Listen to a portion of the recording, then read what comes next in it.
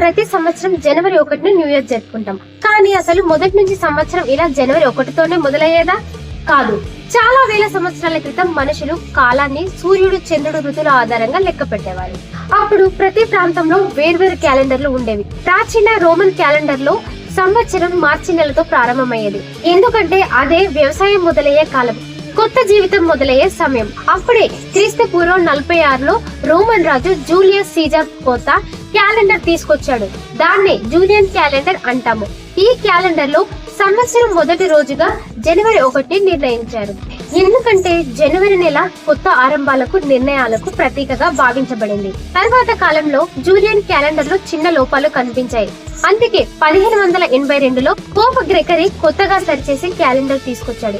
దాన్ని మనం ఈ రోజు ఉపయోగిస్తున్న గ్రెగోరియన్ క్యాలెండర్ అంటాం. అప్పటి నుంచి ప్రపంచం మొత్తం జనవరి 1ని న్యూ ఇయర్ గా జరుపుకుంటాం. కాబట్టి న్యూ ఇయర్ అనేది కేవలం క్యాలెండర్ మారడం కాదు, మన జీవితంలో కొత్తగా మొదలు పెట్టడానికి వచ్చిన ఒక అవకాశం. సంవత్సరం మారుతుంది, కానీ నిజమైన న్యూ ఇయర్ మనలో మార్పు వచ్చినప్పుడు మొదలవుతుంది.